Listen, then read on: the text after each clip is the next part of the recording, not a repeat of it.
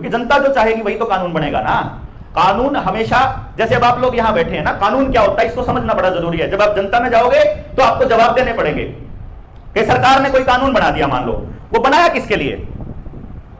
बनाया किसके लिए? हमारे लिए। सरकार क्या है? हमारा प्रतिनिधित्व करती है। वो इस तरह से है कि जैसे आम लोग यहां, मान लो हम 150-200 लोग बैठे हैं, हमारे में से अब किसी को मिलने जाना है फॉर एग्जांपल, तो हम हमारे में से 3 प्रतिनिधि हमारे बनाकर भेज दें कि ले भाई जा अर्न्यू का काज ये, मतलब हमारी पॉलिसी मेकिंग का काम हमारे प्रतिनिधि को करना होता है।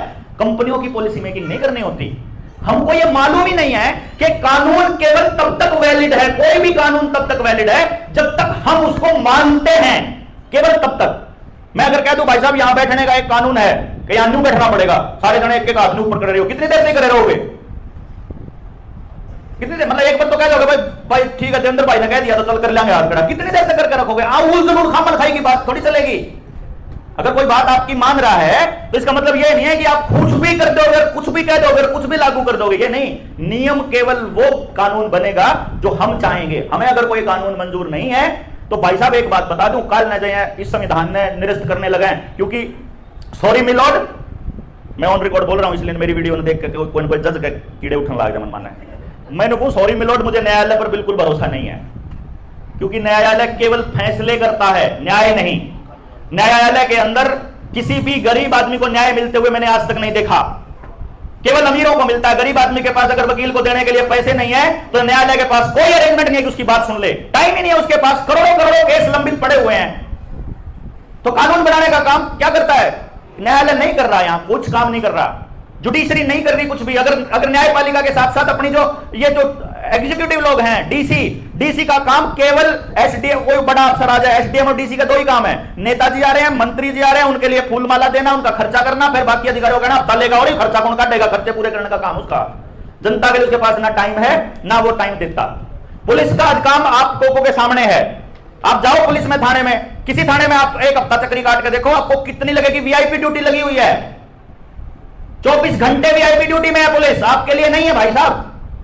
ना पुलिस आपके लिए है, ना जजेस आपके लिए है, ना कोर्ट आपके लिए है, ना नेता आपके लिए है, ना स्कूल आपके लिए है, ना अस्पताल आपके लिए है, ना मंडियां आपके लिए है। तो आपके लिए है क्या?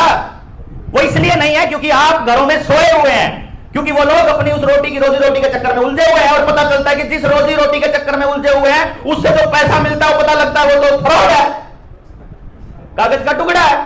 उसके लिए दौड़ रहे हैं, कागज के टुकड़े के लिए। असली पूंजी भाईचारा, कोई धातु, कोई काम करने का औजार, कोई अपना पशुधन, कोई जमीन का छोटा मोटा टुकड़ा, ये असली धन है। लेकिन यहां क्या दे रहे हैं? हवा में जगह बेच रहे हैं। पता, फ्लैट है, हवा ही बेच रहे हैं। मतलब कमाल का खेल है और लोग बड़े खुश हो रहे हैं, अरे फ्लैट वाली लाइफ अच्छी है। ये नहीं देखा कि जो पीछे बीमारी आई इसमें सबसे ज्यादा फाउंडेशन किन के ऊपर थी?